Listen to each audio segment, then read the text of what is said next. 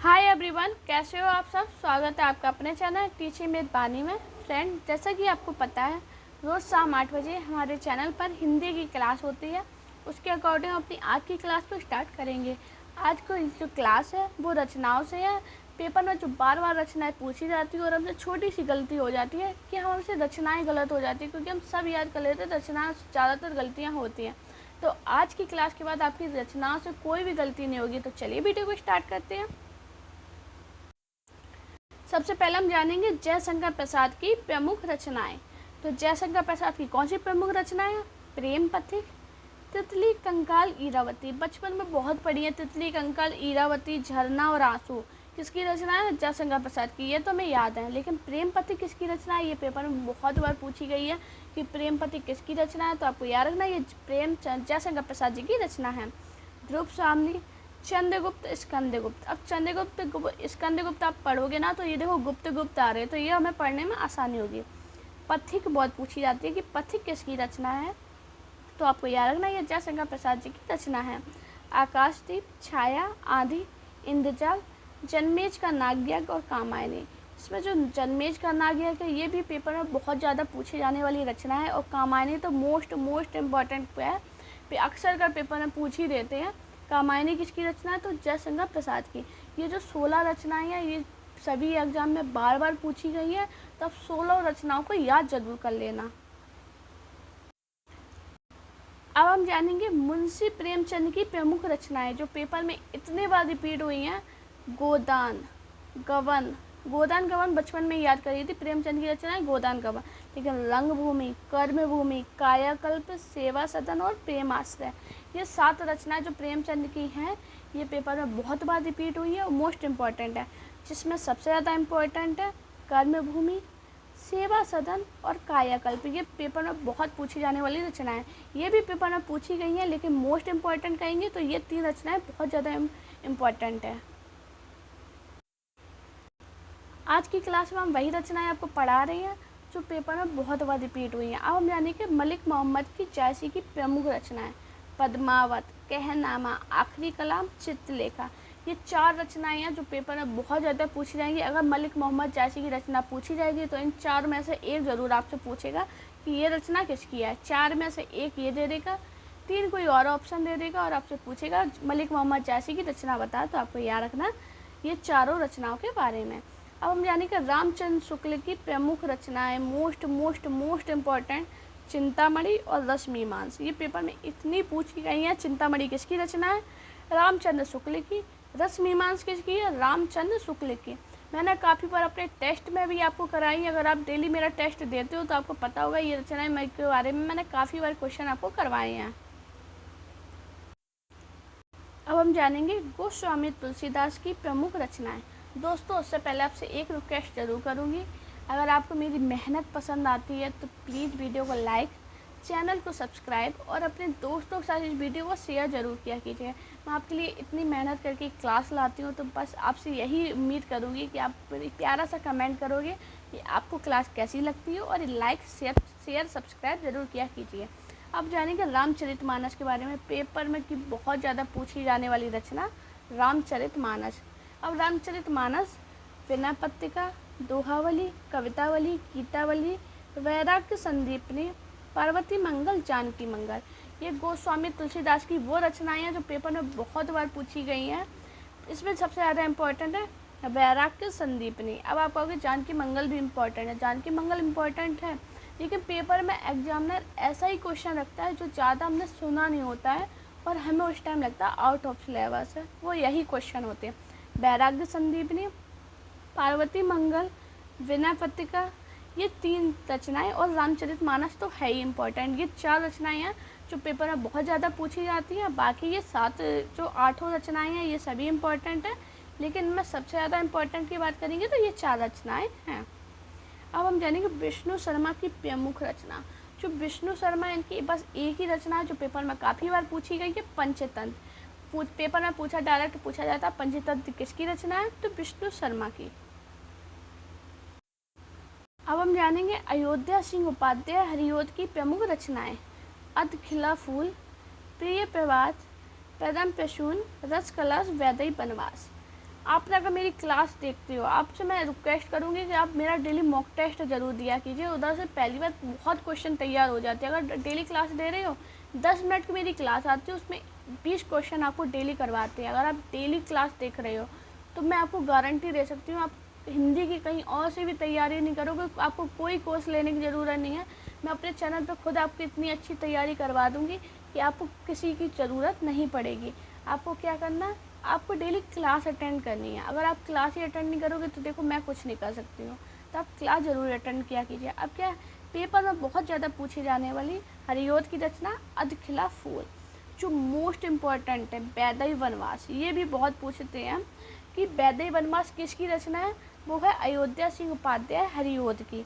इतनी इम्पॉर्टेंट है कि आप ये समझ लीजिए पेपर में पूछी जा सकती है। जो समझो 100% में 99% मैं बोल सकती हूँ कि वैदेही वनवास आपसे पूछी जा सकती है, अगर आप किसी भी एग्ज़ाम की तैयारी कर रही हैं और उसमें डीप में हिंदी साहित्य पूछते हैं। हम जाने के रामधारी सिंह दिनकर की प्रमुख रचनाएं, उर्वशी, रेणुका, हुंकार और कुरुक्षेत्र। ये जो 4 रचनाएं ये काफ़ी इंपॉर्टेंट है, पेपर में काफ़ी बार पूछी गई है। कुरुक्षेत्र किसकी रचना है, तो रामधारी सिंह दिनकर की। उर्वशी से भी पूछा जाता है, उर्वशी किसकी रचना, तो रामधारी सिंह दिनकर की। ये दोनों रचना पेपर में बहुत पूछी जाती हैं। हमारा नेक्स्ट क्वेश्चन है, देवकी नंदन खत्री की प्रमुख रचना। जो देवकी नंदन खत्री है उनकी एक रचना है जो बहुत पेपर में पूछी गई है, उसका नाम है चंद्रकांता। पेपर में काफ़ी बार पूछ रहे थे चंद्रकांता किसकी रचना, तो देवकी नंदन खत्री की। हमारा नेक्स्ट पॉइंट है, वृंदावन लाल वर्मा की प्रमुख रचना। जो वृंदावन वर्मा है उनकी एक ही रचना इम्पॉर्टेंट है, मृग नयनी, जो पेपर में बहुत बार पूछी गई है और यह समझ लिए इम्पॉर्टेंट है बहुत ज़्यादा। चंद्रबरदाई की प्रमुख रचना, मोस्ट इम्पॉर्टेंट क्वेश्चन है, जो समझ लीजिए आप, मोस्ट इम्पॉर्टेंट है, आप लिख लो, पेपर में पूछी जा सकती है। पृथ्वीराज रासो, पृथ्वीराज रासो से इतने क्वेश्चन पूछे जाते हैं। पृथ्वीराज रासो किसकी रचना है, इसमें सर्ग कितने हैं, छंद कितने हैं, मैंने आपको सभी अपनी क्लास में बताया, तो आप मेरे टेस्ट जरूर दिया कीजिए। हमारे नेक्स्ट है, फणीश्वर राज रेणु की प्रमुख रचना। इनकी एक ही रचना है जो पेपर में काफ़ी बार पूछी गई है, मैला आंचल। कबीर की प्रमुख रचना बीजक। बीजक से काफ़ी क्वेश्चन बनते हैं, पूछ रहे थे इसके भाग कितने हैं, तो बीजक के 3 भाग हैं, साकी सवत रामायणी, ये तीनों भाग पूछते हैं। पेपर में पूछा गया डायरेक्ट क्वेश्चन कि कबीर की जो प्रमुख रचना है बीजक है, इसके कितने भाग हैं, तो आपको याद रखना इनके 3 भाग हैं। अब आते हैं वृंदावन लाल वर्मा की प्रमुख रचना। जो वृंदावन लाल वर्मा है उनकी एक ही रचना है जो काफ़ी ज़्यादा इम्पोर्टेंट है, उसका नाम है मृग नयनी। हमारा नेक्स्ट पॉइंट है, महादेवी वर्मा की प्रमुख रचना। जो महादेवी वर्मा है उनकी 2 रचनाएं जो पेपर में काफ़ी बार पूछी गई है, यामा और रश्मि। डायरेक्ट पूछ रहे थे यामा किसकी रचना है, रश्मि किसकी रचना है, तो आपको याद रखना ये दोनों महादेवी वर्मा की प्रमुख रचनाएं में से ये 2 हैं। केशव दास की प्रमुख रचनाएं, जो केशव दास है इनकी भी 2 रचनाएं हैं जो पेपर में बहुत पूछी जाती है, रसिक प्रिया और कवि प्रिया। अब पूछती है सूर्यकांत त्रिपाठी निराला जी की प्रमुख रचनाएं, कुकुरमुत्ता, अनामिका और परिमल। परिमल से बहुत पूछे गए क्वेश्चन है कि परिमल किसकी रचना है, तो आपको याद रखना है ये सूर्यकांत त्रिपाठी निराला की रचना है। और इनकी ये केशव दास की रसिक प्रिया, ये भी बहुत पूछी गई है। और महादेवी वर्मा की तो दोनों ही इम्पोर्टेंट है, पेपर में काफ़ी बार पूछी गई हैं। अब हम जानेंगे बाल कृष्ण शर्मा नवीन की प्रमुख रचना। जो बाल कृष्ण शर्मा नवीन है इनकी प्रमुख रचना है वो है उर्मिला। ये बहुत बार पूछी गई है, उर्मिला किसकी रचना है, तो आपको याद रखना बाल कृष्ण शर्मा की है।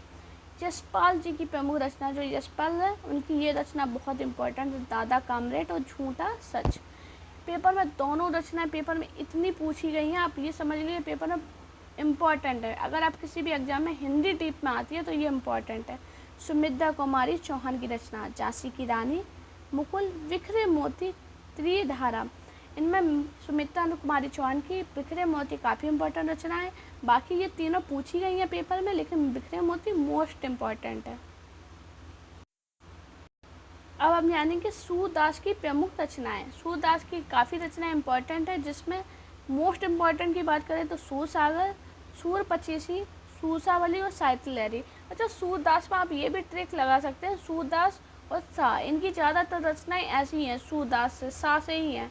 इसमें एक इनकी इम्पोर्टेंट रचना है, वो भी आप लिख लीजिए, नागलीला। ये पूछा जाता है नागलीला किसकी रचना है, तो आपको याद रखना ये सूरदास जी की रचना है और काफ़ी इम्पोर्टेंट है। अब हम जानेंगे हरिवंश राय की प्रमुख रचनाएं। मधुशाला, क्या भूलूं क्या याद करूं, मधुकला। ये तीनों रचनाएं मोस्ट इम्पॉर्टेंट रचनाएं, पेपर में काफ़ी बार ये पूछी गई हैं। अब हम जानेंगे हरिशंकर परसाई की प्रमुख रचनाएं। दोस्तों आपको यही बताएंगे। आप अपने अगर नोट्स बना रहे हो तो उसमें लिख लीजिए। अगर आप नोट्स नहीं बना रहे हैं तो आप ये कर सकते हैं, मेरा टेलीग्राम चैनल जाइए, ज्वाइन कीजिए। अबाउट में इसकी लिंक मिल जाएगी और डिस्क्रिप्शन में इसकी लिंक डाल दूँगी। टेलीग्राम चैनल को ज्वाइन कर लीजिए, वहाँ पर मैं इसकी PDF डाल दूँगी, आप डाउनलोड कीजिए और एक दो बार अगर रिवीजन कर रहे हो, ये क्लास से ही आप रिवीजन कर रहे हो तो आपकी तैयारी हो जाएगी, सभी रचनाएं आपको याद हो जाएंगी 2 से 3 बार अगर आपने रिवीजन अच्छे से कर लिया। तो हरिशंकर परसाई की जो प्रमुख रचनाएं हैं, जैसे उनके दिन फिरे, तट की खोज, सदाचार पर तावीज़, हंसते हैं रोते हैं, बेईमान की परत और अंत में बहुत ज़्यादा इम्पोर्टेंट है, रानी नागफनी की कहानी, भूत के पाँव पीछे, शिकायत मुझे भी है, तब की बात और थी, पंगड़ियों का ज़माना, विकलांगता, श्रद्धा का दौर। ये जो रचनाएं हैं 12 रचनाएं हरिशंकर परसाई से पूछी गई हैं, जिसमें अगर इम्पोर्टेंट की बात करें तो भूत के पाँव पीछे और अंत में, रानी नागफनी की कहानी और तट की खोज। ये 4 रचनाएं जो पेपर में बहुत पूछी गई हैं। बाकी आपको 12 रचनाएं की याद करनी पड़ेंगी, क्योंकि ये 12 रचनाएं पेपर में पूछी गई हैं, जिसमें मैंने आपको इम्पोर्टेंट बता दी। अब हम जानेंगे हजारी प्रसाद द्विवेदी की प्रमुख रचनाएं। इनकी रचनाएं जितनी हैं ये सभी इम्पोर्टेंट है बहुत ज़्यादा, क्योंकि ये सभी पेपर में पूछी गई थी। अशोक के फूल, विचार प्रवाह, कबीर, सूरदास, अनामदास का पोथा, हिंदी साहित्य की भूमिका, आलोक पर्व, कल्पलता, कुटज, साहित्य का मर्म, बाणभट्ट की आत्मकथा, विचार और वितर्क, कालिदास की लालित योजना। ये जो 13 रचनाएं ये पेपर में इतनी पूछी गई हैं। अगर हम इन पर इम्पोर्टेंट की बात करें तो कबीर, सूरदास, अनामदास का पोथा, बालकृष्ण की आत्मकथा, साहित्य का मर्म, ये रचनाएं बहुत ज़्यादा इम्पोर्टेंट है। पूछ देती हैं कि कबीर रचना किसकी है, तो आपको याद रखना ये हजारी प्रसाद द्विवेदी की है। या ये पूछ देते हैं सूरदास किसकी है, तो आपको ये भी याद रखना ये हजारी प्रसाद द्विवेदी की रचना काफ़ी ज़्यादा इम्पोर्टेंट है। आप इम्पोर्टेंट के इस पर टिक लगा सकते हैं और ये पेपर में पूछी जा सकती हैं। एक ये हिंदी साहित्य की भूमिका, ये भी पेपर में काफ़ी बार पूछी गई है। दोस्तों रामधारी सिंह दिनकर की जो मैंने 4 रचना बताई वो तो इम्पोर्टेंट है ही, तो साथ में ये 13 रचना थी जो पेपर में काफ़ी बार पूछी गई थी। तो रेणुका, कुरुक्षेत्र, रश्मि रति, चकवाल हारे को हरिनाम, द्वंद्व गीत, ये पेपर में बहुत पूछी गई है। द्वंद्व गीत किसकी रचना है? नीम के पत्ते, आत्मा की आँखें, इतिहास के आंसू, नील कुसुम, परशुराम की प्रतीक्षा, रसवंती, उर्वशी, हुंकार। ये जो 13 रचनाएं रामधारी सिंह की ये भी पेपर में काफ़ी बार पूछी गई थी। तो आप इन 13 को याद कर लीजिए, अगर आप रिवीजन करते रहोगे तो आप भूल नहीं सकते रचनाओं को। अब हम जानेंगे मैथिली शरण गुप्त की प्रमुख रचना है, जिसमें भारत भारती बहुत ज़्यादा इंपॉर्टेंट है। भारत भारती से क्वेश्चन बने हैं कि भारत भारती किसकी रचना है, तो आपको याद रखना है मैथिली शरण गुप्त की है। साकेत, पंचवटी, जयद्रथ वध, यशोधरा, ये 5 रचनाएं बहुत ज़्यादा इंपॉर्टेंट है और पेपर में इतनी बार पूछी गई हैं। दोस्तों आपसे रिक्वेस्ट, अगर आपको मेरी मेहनत पसंद आए तो प्लीज़ एक प्यारा सा कमेंट ज़रूर करना, जिससे मुझे मोटिवेशन आए आपके लिए अगली वीडियो बनाने के लिए। आप अगर एक प्यारा सा कमेंट करते हो ना तो वो मेरे लिए मोटिवेशन होता है कि हाँ, जो मेरा फैमिली है, जो मेरे स्टूडेंट है, वो मेरी वीडियो को पसंद करते हैं, तो अगली वीडियो को मेहनत करने का मन करता है। तो प्लीज़ आप लाइक, शेयर, सब्सक्राइब और प्यारा सा कमेंट किया कीजिए। आप जाने कि धर्मवीर भारती की प्रमुख रचनाएं, जिसमें कनप्रिया, 7 गीत बस, ठंडा लोहा, अंधा युग, ये 4 रचनाएं बहुत इंपॉर्टेंट है। आप एक दो बार रिवीजन कीजिए, याद हो जाएंगे। फ्रेंड, अगर आपको मेरी वीडियो पसंद आए तो वीडियो को लाइक कीजिए, चैनल को सब्सक्राइब कीजिए और अपने दोस्तों के साथ इस वीडियो को शेयर कीजिए। दोस्तों आप साथ में मेरे टेलीग्राम अकाउंट टीचिंग विद वानी को ज़रूर ज्वाइन करना, जिस पर आपको ये PDF मिल जाएगी, डाउनलोड करना और रिवीजन मारना। और आप मेरे इंस्टाग्राम अकाउंट वानी शर्मा ऑफिशियल पे जाके मुझे मैसेज कर सकते हैं अगर आपको पढ़ाई से रिलेटेड कोई भी प्रॉब्लम हो रही है, और आप मुझे फॉलो कर सकते हैं।